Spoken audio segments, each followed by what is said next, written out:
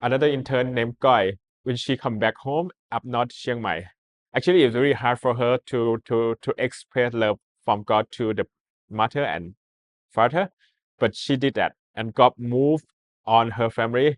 Her mom and her dad didn't be a Christian, but last time she went there, her mom always share testimony to the neighborhood about she prayed for her and she got healed. And her dad even never think about God, never asked anything from God, and asked God to pray for him to get healed from the back pain. A lot of things like that. Right now, they can hug each other that never happened before, and they know that God loves them so much. ถ้าเราศึกษาพระบิดาจะรู้ว่าข้อไหนกันแน่ I quit my job and come to serve God because God told me 10 years ago before that He gonna revive Thailand. The first I'm no direction. I just find what the way that God lead, but on the end, God brought me here. And yeah, I still have the same heart that God gonna revive Thailand and Asia. One time God told me He gonna use Thailand as the hub of gospel, because Thailand, the Thai is mean freedom. The land of freedom is the name of Thailand. The country around the Thailand, some country, gospel is not allowed to doing that on that country. But I want to see Thailand as a hub to send the missionaries, send the people, or be the hub for them to coming and learn something and receive something and go back to their country and just share love of God. Another goal, I want to see the Thai people experience Jesus. I didn't talk about let them convert to be Christian. I want them to experience Jesus first, and I'm surely when they has that experience, they're gonna come to be Christian. But first thing I want to they experience the love of Jesus, get transformed by themselves, and then transform their family, transform their community, and then transform Thailand. That I feel like the way that God want to revive Thailand is that.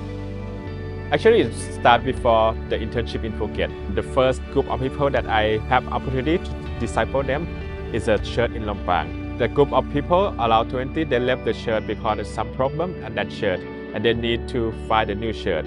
First, I recommend them to go to another church that I really partnership with, I know, and they feel like no, they want to gather, they don't want to go to another church. They just want to be a group of people to loving Jesus and just come to worship God. And they asked me, could I be the pastor of them? And at first I'm saying no, because I don't feel I'm calling to be a pastor.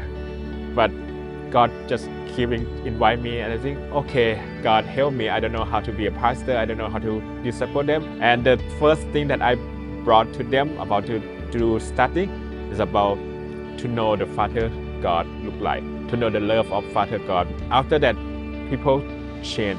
Just amazed that I didn't know how much God loved me. I think God is far away. God is very angry at me when I do sin.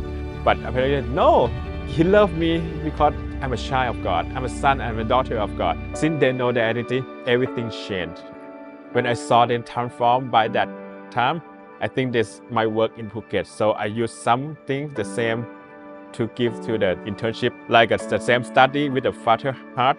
I saw some of them serve God because they need to, God love them for more. But some of them just afraid to serve God because they think they're not worthy, they're not holy, they're not pure enough, they still have sin. Some of them very hungry for God that never met God before. But in this class, all of them just have the experience of the love of God. I can tell each one of them story to get transformed by Holy Spirit. I don't want to disciple people to be the same model, to be a robot, number 1, number 2, number 3. I want them to go up by their calling, but I want to be the one who support them, who help them, to encourage them. I say like not everyone be the same, not everyone to be full-time ministry. That God will use you in your marketplace, when you office, when you classroom, when you do something, and God can be with you. And that's the one thing that I call full-time ministry. Every time you go, God go with you. And right now they can walk by their calling that God have to them, each one of them. That's make me so like a dream come true. They're really soaking in love of God. And everywhere they go, their mindset change, their spiritual change, their behavior change. And they serve God so well because they know get accepted and they just share love to people, no pressure, no fear, no religion. The gospel come to Thailand over 200 years ago, but the Thai Christian is 1%, less than 1%.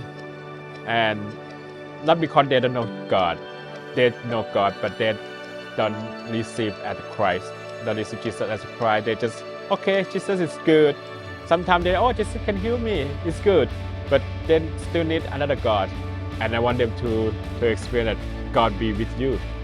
When we're looking at the Bible, we see that God leave the 99 sheep, find the lost one.